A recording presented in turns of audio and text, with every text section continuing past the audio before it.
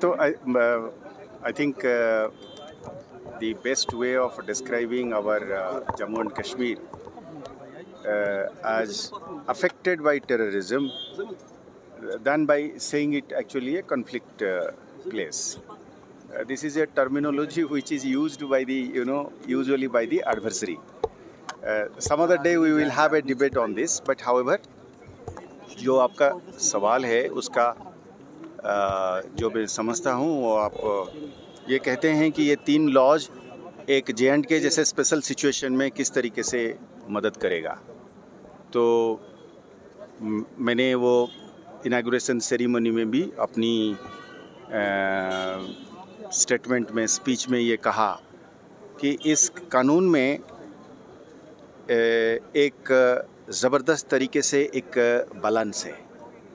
ये बैलेंस जो हमारी कॉन्स्टिट्यूशनल वैल्यूज़ है, कॉन्स्टिट्यूशनल मोरालिटी है, उसको पूरा माइंड में रखते हुए, यानी कि public safety, public security, national security, national integrity, इस चीज़ को बरकरार रखते हुए, इसको संभालते हुए आप किस तरीके से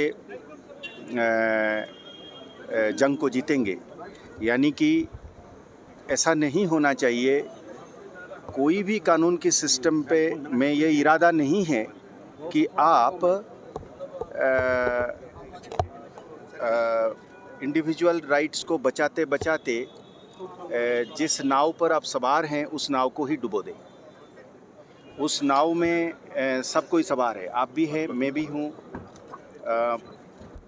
उसी में सारे तंत्र हैं, उसमें जुडिशरी भी है, उसमें पुलिस भी है, प्रोसिक्यूटर भी है, एक्यूज्ड भी है, विक्टिम भी है। तो नाव बहुत इम्पॉर्टेंट है, उस नाव का रक्षा करना, उस नाव को बनाए रखना, उसको तैरते हुए रखना बहुत ज़रूरी है। तो एक कई बार ऐसा सिस्टम होता था, हमको लगता था कि साहब इस की बैलेंस बिगड़ जाती है। देखो, एक आम नागरिक के तौर पे, जैसे चीफ जस्टिस साहब ने भी अपनी तकरीर में कहा कि विक्टिम को भी तो इस बात की तकलीफ़ होती है कि मुझे सताया हुआ बंदा, मुझ पर हमला किया हुआ बंदा, उसको सज़ा नहीं मिल पा रहा है।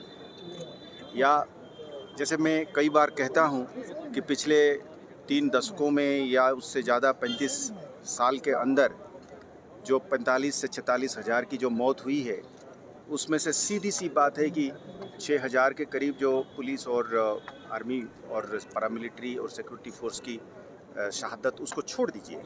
सर सीधा सीधा आंकड़े बताते हैं, उसमें कोई माने डाइल्यूशन नहीं है, कोई झूठापन नहीं है। कभी भी किसी भी डिबेट में हमारे पास ऑथेंटिक एविडेंस है कि 12,000 के करीब लोग जो इन्होंने यहाँ पे जानें खोई हैं, वो टेररिस्ट्स के हाथ खोए। करीब 23,000 के करीब टेररिस्ट भी मारे गए। 12,000 ऐसे लोग हैं जिसमें ग्रुप मास मर्डर भी है, औरतों की भी जानें हैं, लोगों की भी जानें हैं, मुखबिर की ठप्पा लगा के उनकी भी जानें ली गई है।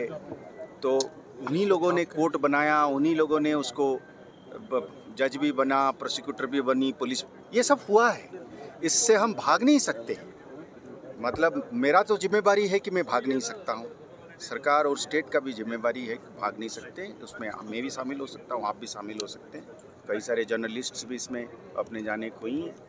तो वो यहाँ तक कि जो दुश्मन है उन्हीं के बीच में भी जो है कत्लें हुई हैं, उसको भी, उनको भी जस्टिस दिलाना, वो तब दे पाएंगे ना जब सच्चाई सामने आएगा। और सच्चाई तभी सामने आ पाएगा जब एक रूल ऑफ लॉ में, जैसे मैंने कहीं और भी कहा है कि खौफ के नीचे अगर हम काम करेंगे तो इन्वेस्टिगेटिंग ऑफिसर आपसे स्टेटमेंट ले पाएगा, आप विटनेस के तौर पे कोर्ट में जाके बेखौफ उसमें स्टेटमेंट दे पाएंगे, प्रोसिक्यूटर बेखौफ जाके उसने कहेगा कि सच ये है जनाब, करेगा, जज भी अपने हिसाब, वो प्रिज्यूम करता है, सिस्टम अज्यूम करता है कि ये नॉर्मल रूल ऑफ लॉ तभी काम करेगा जब खौफ नहीं होगा या मिनिमल होगा।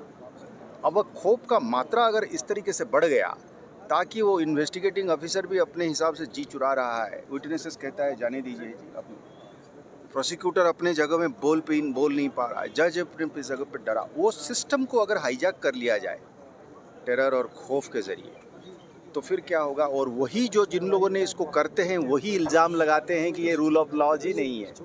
तो रूल ऑफ लॉ लाने के लिए खौफ को कम करना ज़रूरी है। तो आज तक हम लोगों ने, पुलिस ने बहुत मात्रा में हमारा एनर्जी, हमारा ताकत हमने लगाया हुआ था बम और गन को कंट्रोल करने में।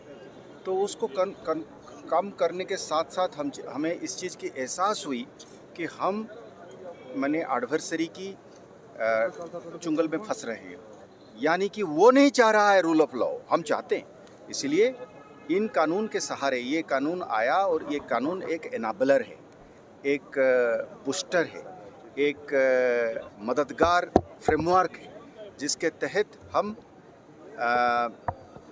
रूल ऑफ लॉ के सहारे इसको लड़ना भी चाहेंगे।